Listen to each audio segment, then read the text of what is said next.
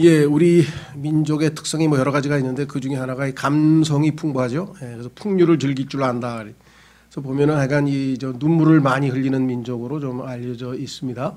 그래서 논리적으로 이렇게 딱딱 따져보기보다는 감성이 먼저 앞서서 눈물부터 흘리는 민족이고, 그러한 좋은 쪽으로 이게 발산이 되면 우리 잘 아는 2002년에 그 월드컵 같이 세계 최초로 그런 엄청난 에너지가 넘치는 그런 이 응원 모습도 보여줬고, 또 국가가 어려울 때는 뭐 세계의 유례 없이 이 금모으기 운동도 하고, 하여간 우리나라 민족의 이 감성적 에너지가 긍정적으로 발산되는 경우도 많이 있습니다. 어려운 사람 돕는 때도 뭐 열심을 내고 하는 것.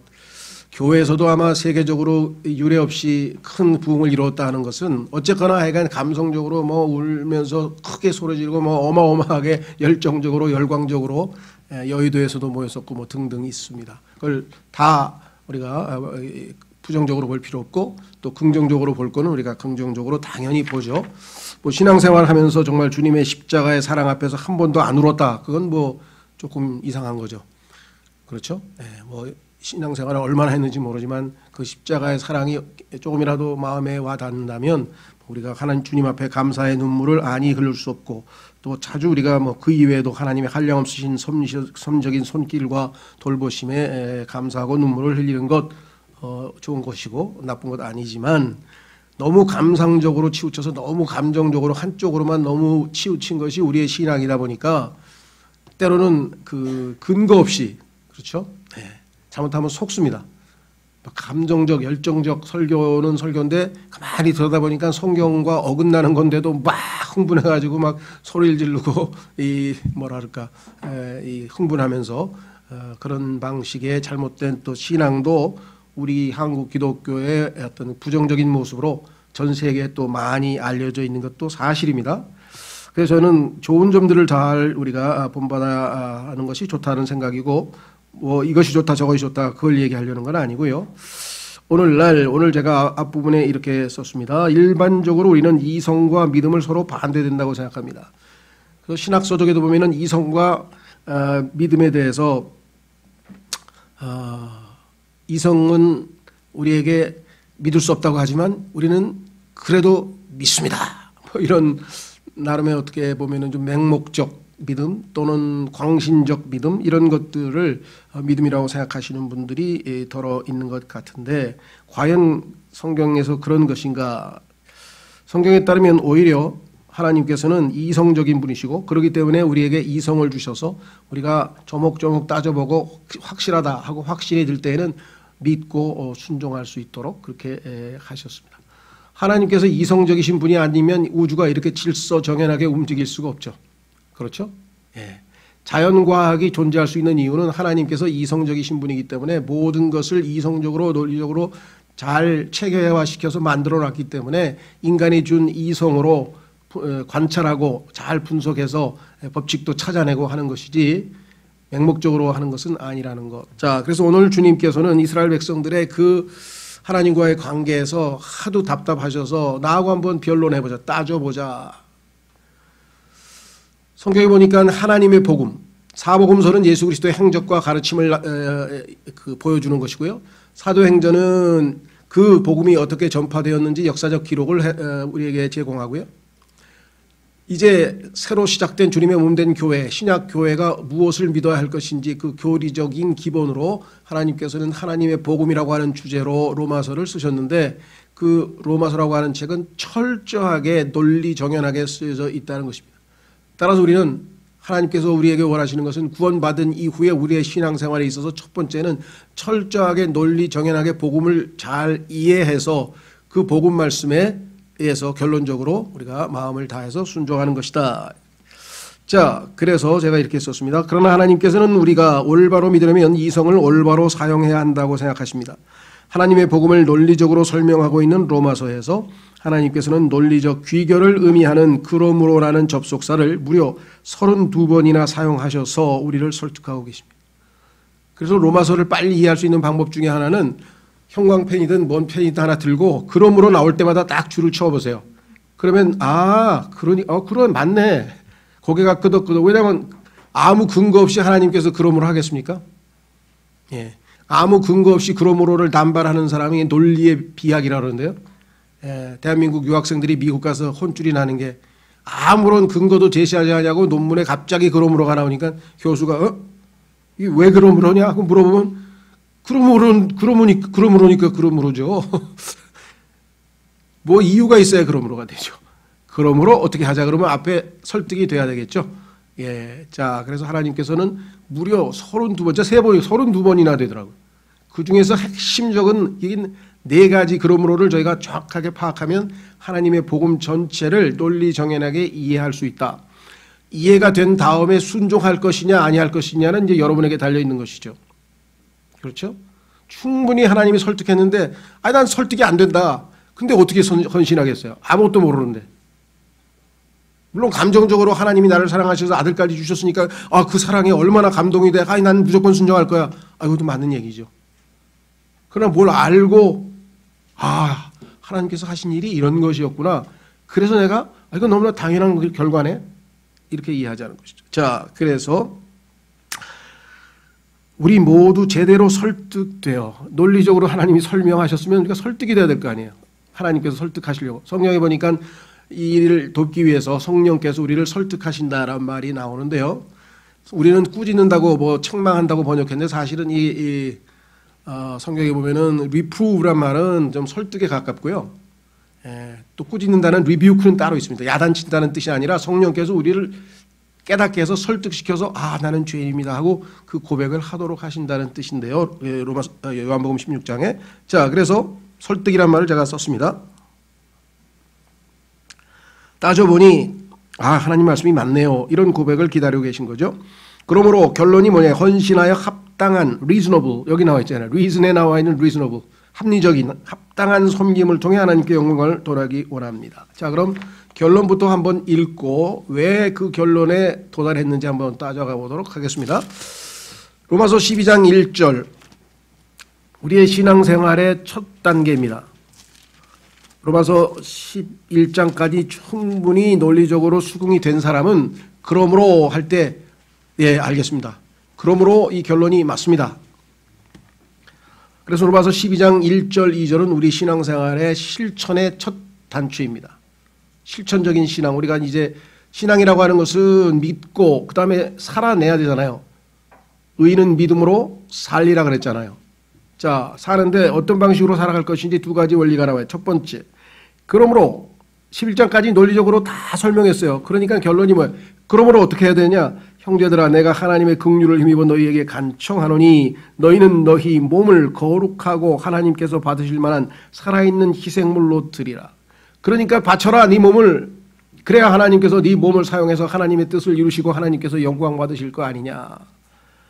그것이 너희의 합당한 섬김이니라. 이 섬김이란 말이 예배란 뜻입니다. Reasonable service. 자, 우리 보통 미국에 가면은 내가 오늘 주일인데 어느 교회 가서 예배 드릴까 보면 나와요. Morning service at 11 o'clock. 아침 예배 11시에 어디. 서비스란 말은 성경에서 봉사, 섬김이란 말인데요. 이것이 어디에서 등장하면 구약에서 이스라엘 백성들을 하나님께서 파라오에게 너 내 백성 보내. Let my people go. 내 백성들 다 내보내라. 왜? 그들이 나를 광야에 가서 serve me, 나를 섬길 것이다. 봉사. 하나님 우리를 왜 구출해냈어요? 하나님 섬기라고. 왜? 여태까지 세상 섬기고 욕망 섬기고 딴 거 섬겼잖아요. 그렇죠? 심지어 자기를 섬겼잖아요. 그럼 불행해지는 거예요. 하나님을 섬기기 위해서 만들어진 존재니까 하나님을 섬길 때 가장 행복해질 것이라는. 그래서 섬김, 거기서 나온 단어가 봉사, 서비스죠. 서비스. 섬김, 봉사. 그렇죠? 예. 그래서 하나님께서 원하시는 것이 바로 여기 나와 있는 reasonable service. 불합리한 섬김이 아니라 쭉 보니까 하나님을 섬기는 것이 마땅하구나. 그래서 구약에서 제사제도 있죠. 레위기서부터 시작해가지고 모든 이스라엘 백성들이 하나님께 하는 모든 그 엄청난 번제 무슨 제에서 나와 있는 게 다 뭐예요? 한마디로 서비스예요. 성경에 보니 이게 섬김이에요. 하나님께. 그래서 우리는 이거를 예배, 그래서 아침 예배가 11시에 있고 할 때 모닝 서비스라. 그 중에서 이제 최고의 섬기는 것 중에서 가장 최고의 클라이맥스를 우리는 경배라고 해요. 그런데 이 현대 우리가 경배하고 예배를 막 뒤섞어서 이제 막 쓰죠. 경배는 하나님의 하나님 되심을 엎드려서 그분 앞에서 드높이는 것. 그분 앞에 엎드려 그분을 드높이는 모든 거죠. 그래서 그걸 경배라고 한다. 자, 그래서 합당한 섬김. 이게 진짜 예배는 뭐냐? 여기 몸을 거룩한 살아있는 거룩하고 하나님께서 받으실 만한 살아있는 희생물로 드리는 것이다. 너희는 이 세상에 동화되지 말고 오직 너희 생각을 새롭게 함으로 변화를 받아. 자, 주님을 경배한 다음에 일상생활에서 우리의 삶은 어떻게 되는 것인가? 과거의 사고방식이 아니라 전적으로 사고방식, 생활방식을 바꾸는 겁니다. 그래서 변화를 받아 하나님의 그 선하시고 받으실 만하며 완전하신 뜻이 무엇인지 입증하도록 하라. 하나님의 뜻을 수행하는 삶을 살라. 그 첫 단계가 몸을 드리는 것이죠. 그러면 우리 안에 내주하시는 성령께서 우리를 통해서 하나님의 뜻을 분별하시고 수행해 나가신다. 이것이 결론입니다. 그럼 이 결론을 우리가 납득해서 받아들이려면 충분한 근거가 있어야 될 터인데 그 근거를 지금부터 한번 확인을 해 보도록 하겠습니다. 자, 그럼 로마서 1장으로 가시면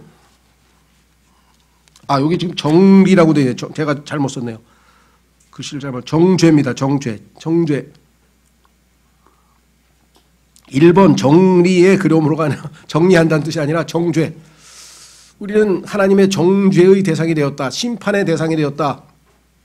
하나님께서 우리에게 유죄 선고를 내리시고 이제 우리를 영원한 불못으로 보내는 그러한 진노의 대상, 진노의 그릇이 되어버렸다. 그것이죠. 자, 그래서 하나님께서 우리에게 논리정연하게 복음을 선포하기 위해서 기록한 이 로마서의 앞에 서두의 1장 1절서부터 17절까지는 인사말이고요. 본론으로부터 들어가는데 본론이 18절이에요. 16, 17절은 주제입니다. 주제는 하나님의 복음이에요. 주제는 하나님의 복음이고 하나님의 복음의 첫 단어가 뭐냐? 복음을 설명하는데 첫 단어가 하나님의 진노예요. 진노. 그래서 영어로는 보니까 18절에 The wrath of God. 하나님의 진노가 하늘로부터 나타나가지고 이 세상이 정말 암울하고 하나님의 진노의 대상이 되어버렸다. 심판의 대상이 되어버렸다. 왜 그러면 하나님이 그렇게 진노하실 수밖에 없었는가? 거기 두 가지 이유가 나와 있나요? 딱 두 가지. 물론 더 있습니다만은 요약해서 하나님의 진노가 불의 안에서 진리를 붙잡아 두는 사람들의 모든 경건치 아니한 것과 불의를 대적하여 하늘로부터 계시되었나니. 자, 하나님께서 두 가지인데요. 경건치 아니한 것, 두 번째 불의. 이 두 가지를 대적해서 하나님께서 진노를 하늘로부터 이 땅에다가 계시하셨다. 나타내 보이셨다. 이렇게 나와 있습니다. 자, 그런데 여기 보니까 진리를 붙잡아 둔다는, 진리를 안 붙잡고 있는 게 아니라 진리를 모르고 있는 건 아니에요. 다 인간의 마음속에 양심을 통해서 하나님께서 다 진리를 알려주셔서 옳고 그름을 다 알아요. 그런데 문제는 불의 안에서 올바르게 진리를 붙들어야 되는데 불법, 옳지 못한 방법으로, 그렇죠? 자, 그래서 하나님께서는 이 땅에 있는 사람들에 대해서 뭐라고 얘기했는가? 나머지 19절서부터 설명을 합니다. 하나님이 계시다는 사실을 하나님께서는 첫 번째 천지만물, 우주만물, 자연만물, 하나님이 만드신 것, 하나님께서 만드신 것을 보고 하나님이 계시다라고 하는 것을 모르는 인간은 없게 만들어놨어요. 그리고 사람 속에다가 양심을 두셔서, 그렇죠? 이것이 옳고 이것이 그러다라고 하는 것을 기록해 줬습니다. 물론 그중에서 특별히 유대인들은 율법을 아예 돌판에 쓰고 책에 써서 특별히 하나 주셨고, 보통 일반 사람들에게는 양심에다가 하나님의 율법의 내용을 기록을 해두었다. 그래서 양심을 마음에 기록된 율법이라고 로마서 1장에서 설명했습니다. 그러니까 인간은 이 땅에 태어나면 하나님이 계신다는 것도 알고, 무엇이 옳고 무엇이 그러다는 것, 하나님이 무엇이 옳다고 하고 무엇을 어렵다고 하고 무엇을 불의하다고 하는 것 다 아는데, 그런데 그 하나님의, 유대인들은 율법이고요, 이방인들은 그 양심, 즉 마음에 기록된 율법을 지키는 자가 단 한 사람도 없더라. 그래서 이방인들의 삶의 모습을 쭉 제시하시면서 이방인들이 얼마만큼 하나님의 법을 어겨서 하나님 앞에 죄인인가를 설명하고 있습니다. 그리고 나서 두 번째는 유대인들은 왜 죄인인가? 그래서 그들의 죄를 또 쭉 열거했어요. 뭐 이걸 다 설명하자면 뭐 이제 너무 길어지죠. 그래서 하나님께서는 누가 봐도 다 머리를 끄덕일 정도로 이방인들이 왜 죄인인가 해서 그들의 그 죄에 대해서 자세하게 설명을 했습니다. 그렇죠? 하나님이 계신데도 불구하고 짐승들에다가 우상을 섬기고, 그렇죠? 감사치도 않고 하나님께 영광도 안 돌리고, 결국은 그 하나님을 멀리하는 그 마음에서 빚어지는 모든 죄악들을 29개나 1장에 쫙 열거했어요. 그게 당시에 로마 시대의 사람들의 삶의 모습인 동시에 이 시간 우리 이 시대에 살고 있는 사람들의 모습인 동시에 이 땅에 인간이 살아가는 그 발자취 뒤에 남아있는 모든 죄의 흔적들이 여실히 드러나 있습니다. 총 101가지의 죄들이 성경에 기록되어 있는데, 하나님 보시기에 누가 봐도 인간이 나는 단 한 번도 하나님께서 내 마음에 기록된 율법인 양심을 어기고 한 번도 양심을 어긴 적이 없습니다. 그런 사람이 있느냐 이거예요. 없죠. 유대인들 중에 나는 율법의 613가지 중에서 평생 단 한 개도 안 어겼습니다. 아무도 없죠. 예수님 빼고. 예수님은 성경에 보니까 단 하나도 33년 반 동안 어긴 게 없다고 성경에 분명하게 나와 있습니다. 그래서 결론은 유대인이든 이방인이든 다 하나님 앞에 죄인이다 라고 하는 결론이 거기에 나와 있습니다. 한번 확인해 보였습니다. 9절. 시간이 없으니까 우리가 결론부터 보겠습니다. 3장 9절.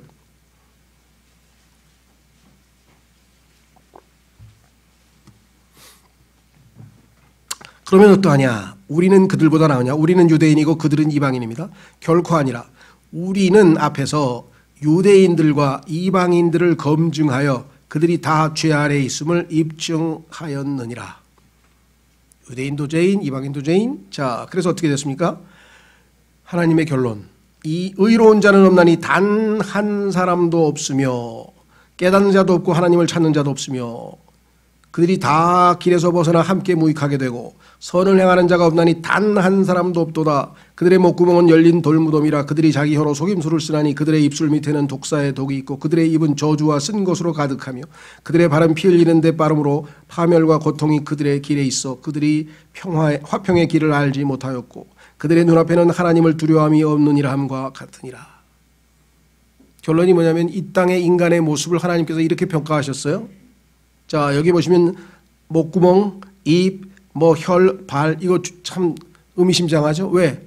나중에 이 모든 우리의 몸을 살아있는 희생물로 하나님께 바치는 것이 최종 결론이라고 한다면 잘못 드려진, 하나님께 드려지지 않냐고 잘못 드려진 이러한 모든 지체들을 결국은 하나님께 돌려드리는 것이 신앙생활하는 것을 말씀하고 있습니다. 자, 그래서 이렇게 얘기를 했습니다. 19절. 이제 우리가 알거니와 율법이 어떤 것들을 말하든지 그것은 율법 아래 있는 자들에게 말하나니 이건 유대인들, 이것은 모든 입을 막아 온 세상에 하나님 앞에서 유죄가 되게 하려 함이니라. 자, 그래서 결국은 첫 번째 그러므로는 이제 20절에 나와 있습니다. 우리가 정죄의 그러므로라고 이름을 이제 붙였는데요. 그것은 뭐냐? 그러므로 지금까지 1장 18절서부터 하나님의 진노서부터 시작해서 이방인들의 죄를 열거하고 유대인들의 죄를 열거하고, 제가 여기서 자세한 설명을 안 했어요. 왜냐하면 시간이 가기 때문에. 다만 명백하게 죄인이라는 것을 설명한 다음에 뭐라고 얘기했는가 하니 20절. 그러므로 율법의 행위로는 어떤 육체도 그분의 눈앞에서 의롭게 될 수 없나니 율법으로는 죄를 알게 되느니라. 자, 그래서 그 어떤 인간도 유대인이든 이방인이든 하나님 앞에 자신의 노력으로, 자신이 선행으로, 자신이 율법을 지킴으로 의롭게 될 수 없다는 최종 결론이 내려진 것이겠죠. 그래서 우리는 이것을 하나님 앞에 정죄되어진 존재다. 하나님 앞에 심판의 대상이다. 하나님의 진노의 자녀라는 이름이 붙어 있습니다. 에베소서 2장 3절에. 그리고 로마서 9장에서는 우리를 진노의 그릇이라 돼. 진노의 그릇. 하나님의 진노가 우리 위에 있다. 다행히 예수 그리스도를 믿고 구원받은 사람들의 경우에는 그 진노의 그릇에서 로마서 9장에서 긍휼의 그릇으로 이제 바뀌었죠. 하나님의 긍휼이 우리 안에 담겨 있고 그러나 아직도 예수 그리스도를 믿지 않는 모든 사람들 위에 하나님의 진노가 머물러 있다고 요한복음 3장 36절에 분명하게 말씀을 했습니다. 여러분들이 이 말씀을 깊이 새긴다면 정말 이 땅에 얼마나 많은 사람들 위에 여전히 하나님의 진노가 머물러 있는 것인가 한번 생각해 보십시오. 그렇죠? 자, 그래서 우리는 정죄의 그러므로라고 하는 결론을 내릴 수밖에 없다. 모든 사람이 하나님의 정죄의 대상이다. 심판의 대상이다. 그리고 그 최종적인 종착지는 영원한 불못이다. 영원한 불못이다. 그럼 여기까지면 절망이죠. 더 이상 어떻게 해볼 도리가 없잖아요.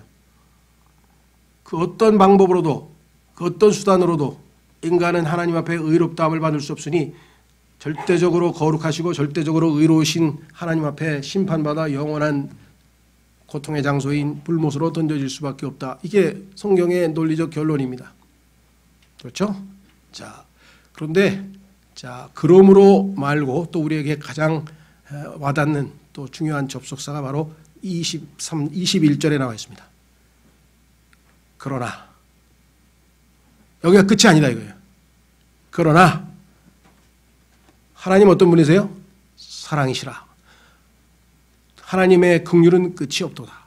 하나님은 의로우시고 하나님은 거룩하신 분이기 때문에 모든 인간들이 하나님 앞에 죄인이라고 하는 것을 밝히고 그들을 심판하실 수밖에 없는 거룩하고 의로운 분이시기는 하나, 그러나 하나님은 사랑이 많으시고 하나님은 긍휼이 많으신 분이시기에 이 죄인들을 용서하셔서 다시 하나님의 품으로 데리고 와서 그들을 복 주시고 그들을 행복하게 해주고 싶으신데, 영원한 형벌의 장소에서 건져내고 싶으신데 어떻게 해야 되냐. 하나님은 거룩하고 의로우신 분이기 때문에 이 하나님의 거룩함과 의로움을 충족시키기 전에는 그 누구도 하나님 앞에 나타날 수가 없는데, 그래서 구약에 보니까 어떻게 했어요? 하나님께서 금을 그어놓고 가까이 오게 하지 말래. 가까이. 왜? 가까이 오면 다 하나님의 의로우심과 거룩하심 때문에 다 죽잖아요. 그래서 금을 걸어놓고 그 선 넘으면 다 죽으니까 조심하라고 몇 번씩 강조하죠. 짐승들도 여기까지만, 사람들도 여기까지만, 금을 다. 자, 그런데 하나님께서 어떻게 했습니까? 하나님의 의가 나타나 있는, 그렇죠? 하나님의 의를 나타내고 있는 그 율법의 의가 아니라, 율법을 통해서 하나님께 의롭게 되는 것이 아니라 하나님께서 율법 외에, 율법 밖에서 하나님께서 의를 마련해 놓고 그 의를 거저 선물로 주시기로 정해 놓으신 것이에요. 그것이 21절이에요. 그래서 이것이 요즘에 보니까 무슨 로또 맞으면 인생 역전인 줄 아는데, 로또 맞았다가 인생 역전을 하죠. 그러다가 이제 돈 다 날리면 어떻게 돼요? 예, 원래로 돌아간 것도 아니지, 예전보다 더 못하게 되죠. 대부분. 자, 그런데 진정한 의미에서 우리가 뭐 인생 역전이라는 말을 제대로 쓰자면 이 역접 접속사 그러나 여기 나와 있네요. 로마서 3장 21절은 정말 모든 죄인들에게는 어마어마한 기쁜 소식입니다. 그게 뭐냐? 그러나 이제는 율법 밖에 있는 하나님의 의, 율법 안에 있는 의는 인간으로서는 쟁취가 안 돼. 불가능이야. 그렇죠? 쇳덩어리가 어떻게 물에 떠요? 그런데 누군가가 큰 배를 만들어가지고 올라타라 이게요. 그 쇳덩이 보고 배 타라고. 배에 타면 쇳덩이는 더 편안하게 뜰 수 있죠. 자, 그래서 여기 어떻게 되어 있는가? 하나님의 의 곧 율법과 대언자들이 증언한 의가 드러났느니라. 구약시대 하나님께서 율법과 대언자들을 통해서 하나님의 의가 율법 외에, 율법 밖에 마련될 것이라고 알려주셨는데 드디어 나타났다 이게요. 드디어 나타났어요. appear. 성경에 보니까 하나님의 은혜가 나타났다. 예수 그리스도께서 육체를 입고 나타나셨다. 드디어 하나님의 의가 이 세상에 나타났는데 그게 뭐예요? 인격이신 예수 그리스도가 하나님의 의예요. 봐라 이게. 내가 의롭다고 하는 기준이 뭐냐? 내 아들을 보라 이거예요. 예수님이 하나님의 기준이에요. 하나님은 예수 그리스도만 의로워요. 하나님이 의롭다고 하는 기준에 딱 들어맞죠. 그래서 뭐라 그랬습니까? 22절. 그것은 곧 예수 그리스도의 믿음으로 말미암아 모든 자에게 미치고 믿는 모든 자 위에 임하는 하나님의 의인이 거기에는 차별이 없느니라. 예수 그리스도가 하나님의 의인데 그 예수 그리스도를 믿으면, 예수 그리스도를 받아들이면, 여러분이 예수님을 안에 모시면 어떻게 되겠습니까? 하나님께서 우리를 의인이라고, 의롭다고 선언하게 되실 것이다 라고 성경은 분명하게 말씀을 했습니다. 그렇죠? 그런데 그 예수님은 어떻게 그러면 죄인들로 하여금 하나님의 의를 거저 선물로 받을 수 있게 했는가? 그렇죠? 그것은 죄인들이 저지른 모든 죄들을 본인이 직접 짊어지고 담당하고 그 죄를 십자가에서 심판하신 거죠. 하나님께서. 그 하나님께서는 봐주신 게 아니에요. 결코. 죄인들을 불쌍히 여기고 사랑해서 그냥 묵인하고 봐주신 것이 결코 아니라고 하는 내용이 로마서 3장 21절서부터 28절까지 써 있습니다. 하나님의 세상 사람들은 그래 알았어 봐줄게. 이거는 불의한 사랑이에요. 사랑은 사랑 맞아. 왜? 죄를 안 물었으니까. 그러나 하나님은 그렇게 불의한 사랑이 아니에요. 하나님께서는 의로우신 사랑이기 때문에, 하나님께서는 진리의 사랑이기 때문에 데살로니가 후서에도 써있죠. 어떻게 했는가?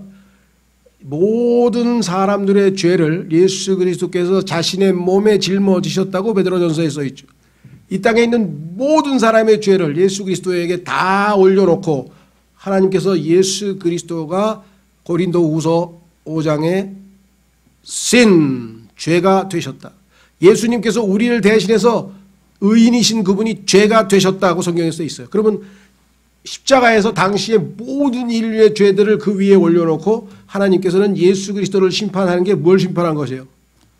죄를 그리스도의 육체 안에서, 몸 안에서 심판하신 것이라고 성경에 써 있습니다. 그렇죠?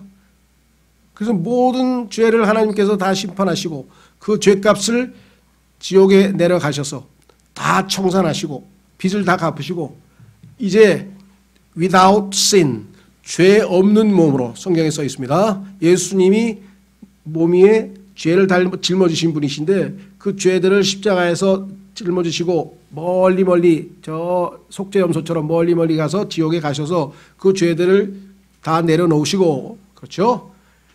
다 빚을 갚으시고 그 다음에 그분이 두 번째 다시 오실 때에는, 부활하시는 몸으로 오실 때에는 히브리서 12장에 without sin, 죄 없이 오신다. 왜? 죄는 다 청산되고 없으시니까. 그렇죠? 자, 그래서 죄 없이 부활하신 예수 그리스도를 이제 우리가 마음으로 믿을 때 그분이 우리 안에 들어오신다. 그래서 이제 우리는 하나님 보시기에 뭐예요? 의인이신 예수 그리스도를 모시고 있으니까, 하나님의 의인 예수님을 선물로 받았으니까 하나님께서 우리를 의롭다라고 선포하시는 거죠. 그렇죠? 예. 자, 그래서 우리는 유일한 수단이 뭐냐? 성경에 보니까 믿음이다. 이게 믿음. 그래서 왜 믿음으로만 의롭게 되는지 그 논리적 설명을 3장 21절부터 4장에 이르기까지 아브라함의 예도 들고 다윗의 예를 들고 쭉 설명을 하면서 충분히 납득시킨 다음에 두 번째로 갑니다. 5장 1절. 이것을 우리는 칭의의 그림으로, 그러므로 하되 칭의의 그러므로. 그러므로 우리는 의롭게 됐다. 하나님께서 우리에게 가르쳐 주신 유일한 방법. 그러므로 우리가 믿음으로 의롭게 되어 우리는 주 예수 그리스도를 통해 하나님과의 화평을 누리는도다. 하나님께서 예수 그리스도를 믿는 모든 사람들에게 아들이 심판받은 것이 곧 내가 심판받은 것이죠. 왜? 아들과 내가 하나가 됐어요. 예수님을 믿는 순간에 연합이 돼서 하나가 되는 순간 예수님의 죽음이 나의 죽음이 되고 예수님의 부활이 나의 부활이 돼서 이제 더 이상 하나님은 우리를 정죄하실 수 없게 됐다. 법적으로 이미 우리는 하나님 앞에 의롭다 선언을 받게 되는 것. 이것을 우리가 칭의라 합니다. 칭의. 얼마나 감사합니까? 그렇죠? 그래서 많은 사람들이 이제 의롭게 됐다. 어떤 사람들은 죄 용서받았다. 죄 사함 받았다. 뭐 이제 하늘나라 간다. 이제 지옥에 안 간다. 뭐라고 표현하든지 간에 다 하여간 그 기본 바탕은 하나님께서 우리를 예수 그리스도의 십자가의 보배로운 피에 근거해서 우리를 의롭다고 선포했기 때문입니다. 그렇죠?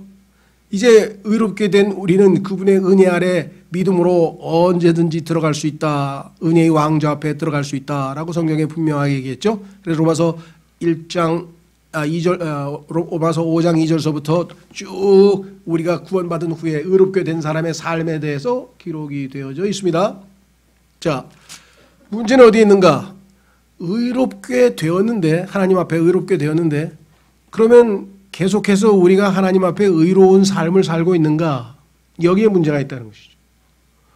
처음에 구원받은 후에 당분간은 너무너무 은혜가 넘치고 너무너무 기쁘고 그래 죄 지을 생각을 못 하겠죠.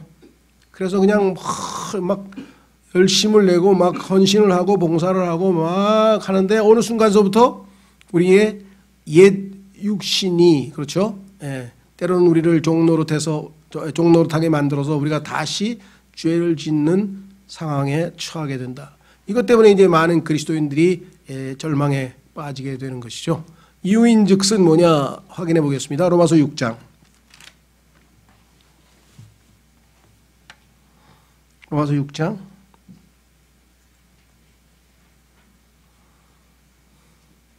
6절.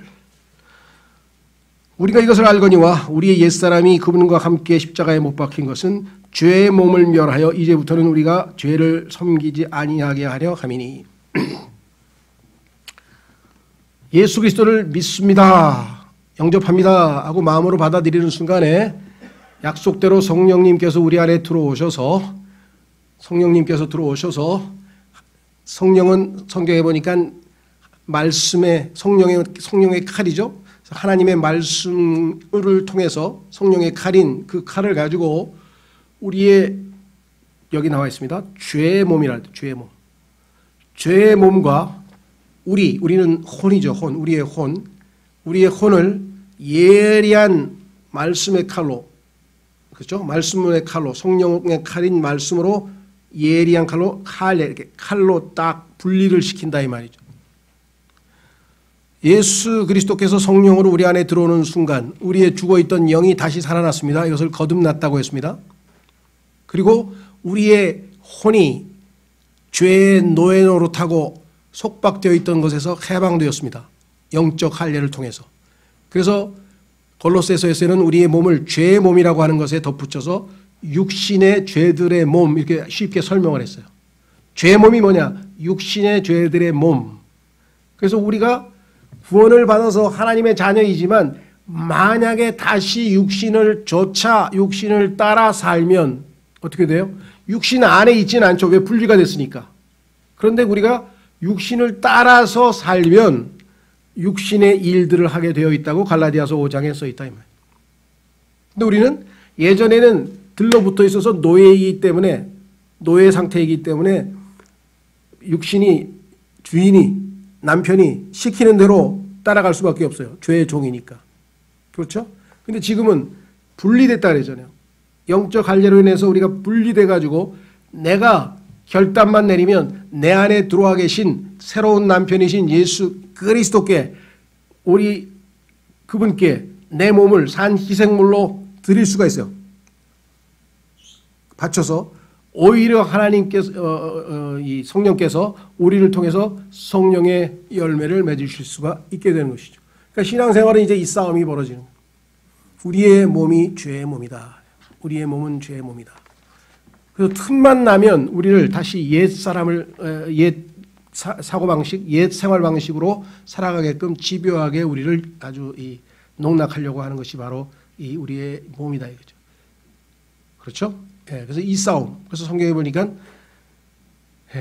로마서 8장 13절에 육신의 행실을 죽이면 살리라. 육신의 행실을 죽이면 살리라. 그런데 우리 힘으로는 못 죽이고 성령을 통해서 육신의 행실을 죽이면 우리가 성령을 따라 살아가는 삶을 살아갈 수 있다. 이렇게 얘기를 했습니다. 그래서 그리스도인이 되고 나서, 의인이 되고 나서, 죄사함을 받고 나서 하늘나라에 가는 구원의 확신을 받고 나서도 너무너무 기뻐서 살다가 다시 이 구렁텅이에 빠지는 경우가 얼마든지 생긴다는 거죠. 근데 이거를 잘 하나님의 말씀을 통해서 우리가 해결하지 아니하면 계속해서 헛바퀴를 돌고 나중에는 막 지쳐서 이제 모르겠어, 난 뭐 하늘나라 가 죽으면 하늘나라 가면 되지 뭐 나온지 모르겠어 이제는. 이렇게 되는 거죠. 예. 그런데 모르면 안 되죠. 알아야죠 끝까지. 자, 그래서 죄의 몸을 벗어날 수 있는 일은 내가 죄에 대해서는 죽었다라고 하는 하나님의 말씀, 그리스도와 함께 십자가에 못 박혔다는 그 말씀을 통해서 죄가 나에게 손을 내밀 때 나는 믿음으로 움직이지 않는 거죠. 왜? 죽었으니까. 확실한 믿음 가운데 승리할 수 있죠. 문제는 어디냐? 그래서 하나님을 섬기기 위해서 이제 그러면 지금부터 내가 헌신하면서 하나님을 기쁘시게 하는 일만 해야 되겠다. 죄가 필요 없어. 이제 죄는 아니고 하나님을 섬기는 기쁘게 하는 그 일을 하겠다라고 결단을 내리고 열심을 내려고 하는데 선을 행하고자 하는 나에게 내가 뭐예요? 악을 행하는구나. 아니야, 이게 아닌데 왜 그러지? 기도가 부족했나 보다. 기도해. 조금 가다가 다시 또 원점으로 돌아왔어. 그렇죠? 좀 세게 해야 되나? 금식 좀 해보자. 조금 가다가 또 다시 돌아왔어. 성경을 더 읽어야 되나? 성경 읽어보자. 조금 더 안 돼. 능력 있는 사람한테 기도 좀 받으러 가나? 기도 내가 받다. 안 돼. 조금 되다 안 돼. 조금 되다 안 돼. 조금 되다 안 돼. 계속 헛바퀴를 도니까 나중에 사도 바울이 지쳐가지고 이 비참한 사람이요. 난 너무 비참하다. 너무 비참. 하나님을 섬기고 애를 썼는데 왜 반대로 자꾸만 이상한 사망의 열매를 맺고 이게 무슨 짓이냐. 이유가 있어요. 그게 뭐냐. 성경에 보니까 우리의 몸이 육신의 죄들의 몸, 죄의 몸일 때에는 죄를 짓는데 그거를 해결하고 하나님을 섬겨서 이제 하나님을 섬기는 삶을 살려고 했더니 내 몸에 에너지가 하나도 없어. 숟가락 들 힘이 없어요. 힘이 하나도 없어요. 선한 일을 하는 데에는 우리의 몸은 성경에서 뭐라 그러냐, 사망의 몸이라는 타이틀이 붙어 있어요. 사망의 몸. 그러니까 내 몸을 이해를 해야 돼. 이 몸은 죄의 몸인 동시에 하나님을 향해서는 사망의 몸이야. 죄에 대해서는 막 에너지가 넘쳐.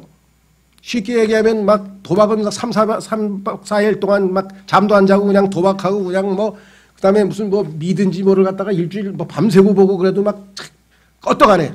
노름하고 그래. 기도를 하려니까 막 5분 지나니까 그 다음에 막 좀 비몽사 막 졸리고 그냥 막 하나님 쪽을 향해서 뭘 해보려니까 이게 에너지가 가다가 막 여러분도 그런 경험 하셨나요? 처음에 한 30년 전에 처음으로 차를 샀는데 차에 대해서 아는 게 하나도 없어. 근데 어느 날 갔는데 이제 학교 천안이죠. 천안에다가 주차장에 세워놓고 딱 학교 끝나고 올라왔는데 이게 시동이 안 걸리는 거예요. 그 얼마나 당황했겠어요. 이게 얼마 되지도 않은 사람이 이게 왜 안 걸리는지 알 수가 있어야지. 보니까 그게 나중에 알고 보니까 이제 미등을 켜놓은 거였어요. 그러니 아무리 돌려도 안 되잖아요. 조금 약간 소리 나죠. 부르르르 틱, 부르르르 틱. 이게 우리 신앙생활이에요. 부르르르 틱, 부르르르 틱. 어떻게 해야 돼요? 불러야죠. 그래서 바울도 뭐예요? 어떻게라고 하는 수단. 내가 어떻게 하면 될까? 기도를 더 많이 하면 될까? 금식을 하면 될까? 찬양을 하면 될까? 성경만 읽으면 될까? 봉사를 하면 될까? 뭐 하면 될까? 내가 어떻게 하면 될까? 없어요. 그건 불가능해요. 내가 벨지세레를 다 해도 안 돼. 어떻게 돼? 불러야 돼. 누구를? 배터리 가지고 온 사람 불러야죠. 그래서 사도 바울은 뭐예요? 어떻게 해서? 누가 나를 이 사망의 몸에서 건져내랴. 나를 에너지 제로인 상태에서 사망의 몸에서 건져내고 에너지가 충만한 에너자이저이신 예수님께서 우리 안에서 하나님을 섬기면 쉽게 기쁘게 자연스럽게 섬길 수 있다. 이 땅에서 예수님이 이 땅에 사신 것처럼. 그게 바로 로마서 7장 24절에 나와요. 로마서 7장 24절에 오 나는 비참한 사람이로다. 이 사망의 몸에서 누가 나를 건져내랴. 이 누가에다가 동그라미를 치네. 누가? who. 여태까지는 뭐예요? how. 어떻게 하면 될까? 어떻게 하면 될까? 어떻게 하면 되긴요. 어떻게 하면 안 돼요. 왜? 육에서 난 것은 육이다. 육은 무익하다고 예수님이 요한복음 3장 3절에서 얘기했잖아요. 육에서 난 것은 육이고 육은 무익합니다. 하나님을 섬기는 데는 무익해요. 그래서 그리스도께서 여기 있잖아요. 답은 25절 예수 그리스도 우리 주를 통하여 내가 하나님께 감사하노라. 누가 나를 건져내요? 예수님께서 내 사망의 몸에 성령 충만함으로 해서 에너지를 쫙 집어넣으니까 뭐냐, 배터리 딱 연결되고 나니까, 충전되고 나니까 툭 치니까 부룩 하고 그때부터 뭐 어디든지 돌아갈 힘있게 섬길 수가 있죠. 자, 그래서 우리는 이와 같은 과정을 거쳤습니다. 그래서 로마서 6장 7장을 거치면서 우리가 신앙생활에 많은 고민을 하고 어려움을 겪었는데, 수없이 많이 넘어졌는데, 그러다 보니까 나 구원 못 받은 거 아닌가? 정말 하나님 어떻게 나 같은 사람 하나님이 하늘나라 보낼 수 있을까? 나 지옥에 가는 거 아니야? 뭐 별의별 의심과 별의별 유혹에 빠지고 별의별 시험을 다 당합니다. 그러나 답은 어떻게 하세요? 예수 그리스도, 그분이 우리를 다시 일으키셨잖아요. 그렇죠? 그래서 결국은 뭐예요? 그 어떠한 실패에도 불구하고 그리스도 예수 안에 있는 자에게는, 로마서 8장 1절, 로마서 8장 1절, 그러므로 이제 그리스도 예수님 안에 있는 자들에게는, 여기가 확신의 그러므로예요. 확신이 있어. 예수 그리스도 안에만 있기만 하면 죄의 몸이 나를 막 괴롭히든 사망의 몸이 나를 무력화시키든 다시 일어나서 얼마든지 주님을 위해서 살 수가 있다, 이 말이죠. 그렇죠? 예. 그래서 여기 확신의 그러므로예요. 확신의 그러므로. 여러분들, 비행기 안에서, 비행기 타고 가다가 비행기 안에서 10번 넘어졌다. 괜찮아요. 그렇죠?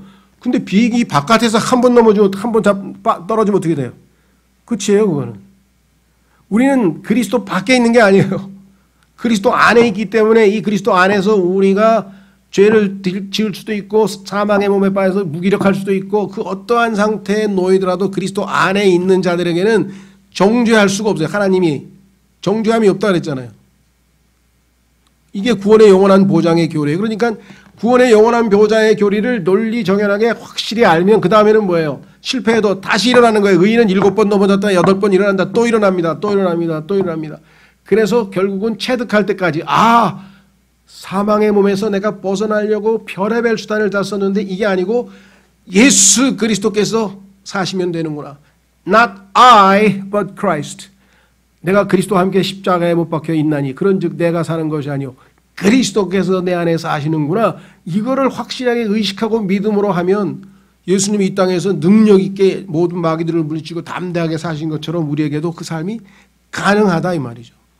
문제는 내가 얼마만큼 그것을 믿음으로 하루 이틀 성공할 수 있습니다. 3일째 가서 딴짓하고 안 됐어요. 3일째 가서 자기가 주님 조금만 제가 지금부터 좀 열심히 섬겨볼게요. 그러면 다시 내가 어떻게로 돌아가 있는 거예요. 내가 어떻게 생각하는 순간 우리는 다시 또 꺼져버린다. 시동은 꺼져버린다. 그렇죠? 자, 그래서 우리는 확신의 그러므로를 통해서 드디어 이제 내 안에서, 자, 확인해 보겠습니다. 4절, 로마서 8장 4절. 이것은 육신을 따라 걷지 아니하고 성령을 따라 걷는 우리 안에서, 우리가 왼쪽에 있는 육체에게 우리 자신의 몸을 내어주지 아니하고, 이 죄에게 우리의 몸을 내어주지 아니하고, 내 우측에 오른쪽에 계신 예수 그리스도를 향해서, 여기 나와 있죠? 내어주면 그걸 성령을 따라 걷는 거죠. 우리 안에 내주하시는 성령을 따라 걷으면 어떻게 되느냐? 우리 안에서, 우리에 의해서가 아니고 우리 안에서 율법의 의가 성취되게 하려 하십니다. 의롭고 올바른 삶을 얼마든지 살아낼 수 있게 된다.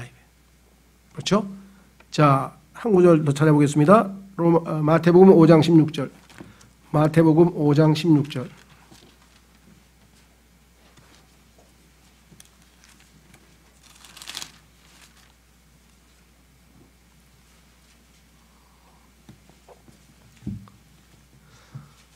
다섯 살짜리 아이가 에베레스트 산에 어떻게 올라가겠어요? 5살짜리 아이의 혼자 힘으로는 어떤 수단을 써도 안 됩니다. 드론을 줘도 드론을 운전할 줄 아나 자기가? 못해요. 아무것도 못해요. 그렇죠. 방법은 뭐냐? 그 아버지가 전문가, 그죠? 에베레스트 여러 번 등반한 경험이 있는, 능력 있는 그 등반가가 그 아이를 딱 바닥에 넣어서 업고, 그렇죠? 그 사람이 가는 거예요. 그럼 올라갈 수 있어요. 이게 신앙의 비결이에요. 자, 마태복음 5장 16절. 마태복음 5장 16절. 이와 같이 너희 빛을 사람들 앞에 비추어 그들이 너희의 선한 행위를 보고 하늘에 계신 너희 아버지께 영광을 돌리게 하라. 자, 이게 이제 우리말의 한계인데요. 여기 보시면 빛을 비추라. 이와 같이 너희 빛을 사람들 앞에 비추라. 그러면 내가 뭐 스스로 빛을 비추는 겁니까? 우리는 눈에 보이는 현상은 달이 지금 뭐예요? 보름달이 밝게 지금 비추고 있다. 보름달이 밝게 빛나고 있다. 틀린 말은 아니에요. 그런데 조금 엄격하게 들어가면 보름달이 스스로 빛을 내는 발광체가 아니라 햇빛을 받아서 반사할 뿐이에요. 그냥 무슨 말이 이해가 되겠죠? 그래서 여기에 나와 있는 사역동사에 let라고 하는 단어가 들어가 있는 거예요. 영어는. 빛을 비추는 게 아니라 빛으로 하여금 너희 안에서 비추게 허락하라 이거예요. 빛이신 예수님이 너희 안에서 네가 허락을 해줘야 비출 거 아니냐 이거. 네가 순종을 해야 될 거 아니냐. 그 순종이 뭐예요? 너희 몸을 산 희생물로 드려야. 네 손을 주님께 바쳐야 네 손으로 전도지를 줄 거 아니냐 이거예요. 네 입을 주님께 드려야 그 입으로 복음을 전할 거 아니냐 이거예요. 네 손으로 주님께 드려야 설거지를 하든 청소를 하든 봉사를 할 거 아니냐 이거예요. 그렇죠. 아까 손과 발과 이 목 이거 다 뭐예요? 그 죄에게 갖다 바쳤는데 죄가 시키는 대로 죄에게 종로로 했던 것을 이제는 뭐예요? 주님께 드리면 주님께서 그것을 통해서 주의 뜻을 이루신다 이 말이죠. 자, 그래서 우리는 이제 드디어 어디로 가느냐? 헌신의 걸음으로 갑니다. 마지막 헌신의 걸음으로 로마서 12장 결론입니다. 아까 우리 읽었는데 다시 한번 읽어보겠습니다. 결론이니까.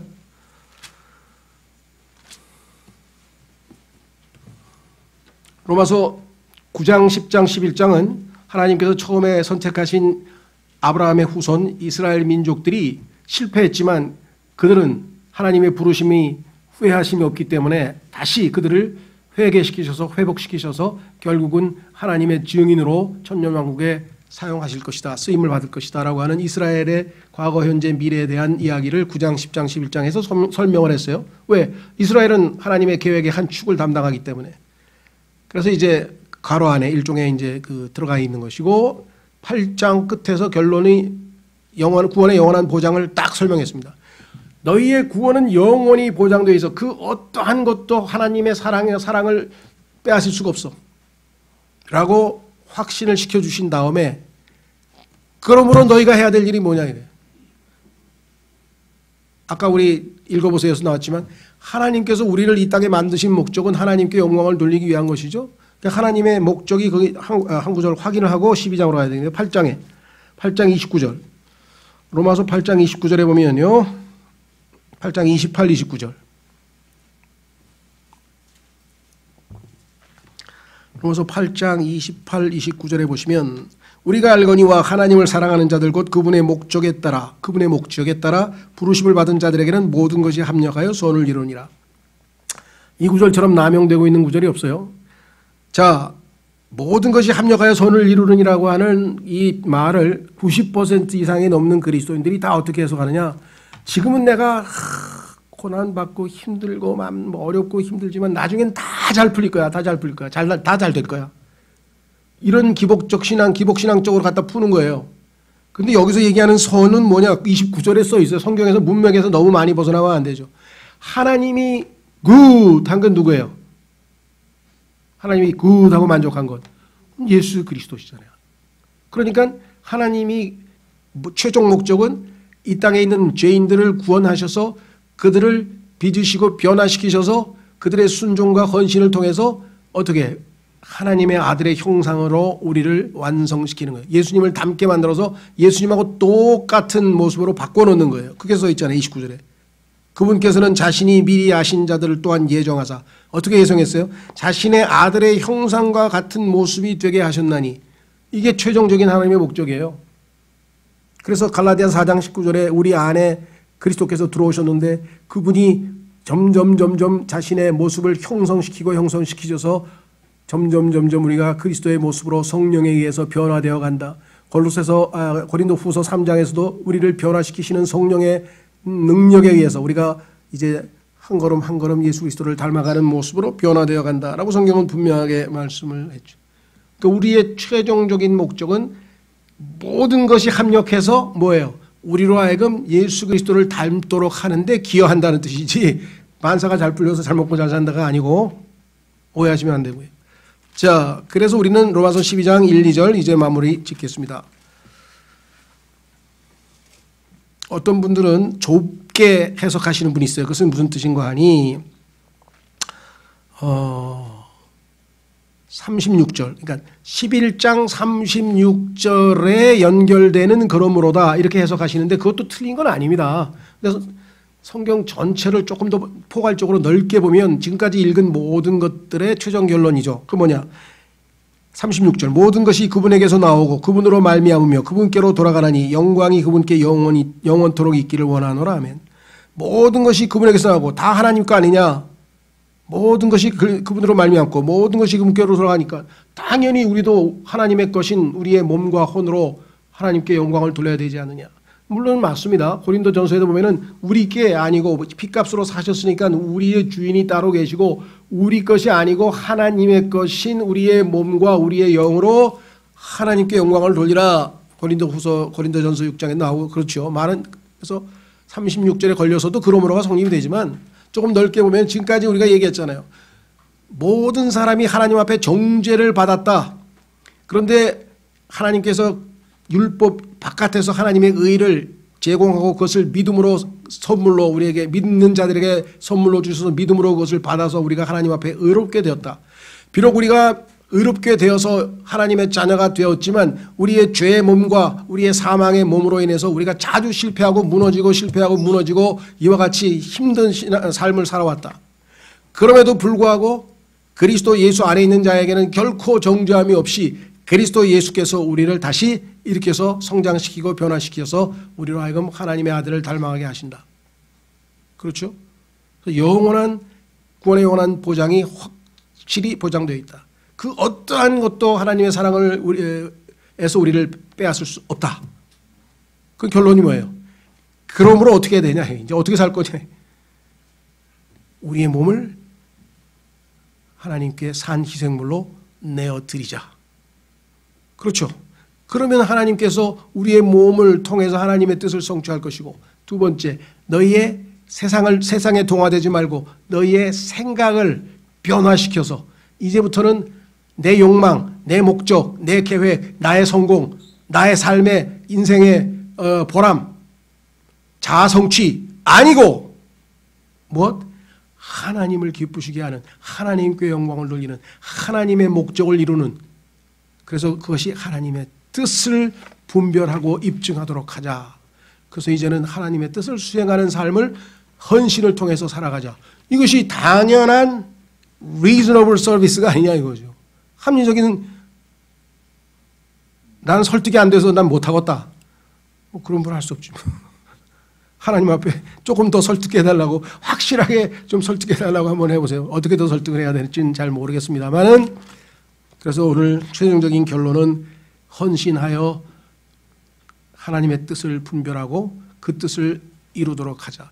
우리가 내어드리기만 하면 하나님께서는 얼마든지 이루실 수가 있다라고 성경에 말씀을 했습니다. 이 어마어마한 복음의 논리, 그 다음에 이제 12장 3절서부터는요, 구체적인 우리의 삶, 시민, 하나님과 우리와의 신앙생활, 그 다음에 국가의 시민으로서의 삶, 그 다음에 교회 안에 성도들 간에 일어나는 문제들, 믿음이 약한 사람들은 어떻게 대할 것인가, 하나하나 해서 실제적인 실천 덕목들을 자세하게 써놨어요.